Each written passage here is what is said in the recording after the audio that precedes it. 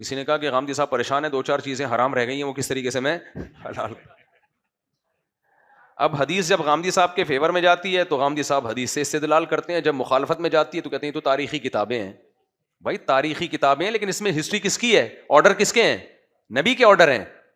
تو جب کسی کا آرڈر مستند ذرائع سے ہم تک پہنچے گا تو وہ شریعت کی حیثیت سے, اس کی حیثیت شریعت ہی ہوگی, کیونکہ اللہ نے کہا اطیعوا اللہ و اطیعوا الرسول, اللہ کی اطاعت بھی کرو, رسول کی اطاعت بھی کرو. اگر آپ حدیث کو بیچ سے نکال دو گے تو پورا مذہب گیا.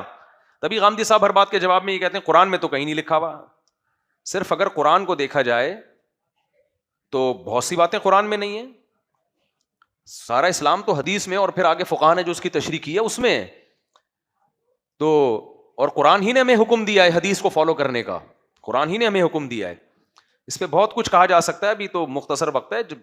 خلاصہ یہ کہ غامدی صاحب حدیث کے منکر ہیں, صاف لفظوں میں حدیث کے منکر ہیں. لہذا پھر کوئی حدیث پیش کرنا ان کے سامنے, نبی نے یہ فرمایا, نبی نے فرمایا, تو وہ سب زیرو کر دیا انہوں نے, وہ سب زیرو ہو گیا, اس کی حیثیت ختم ہو گئی.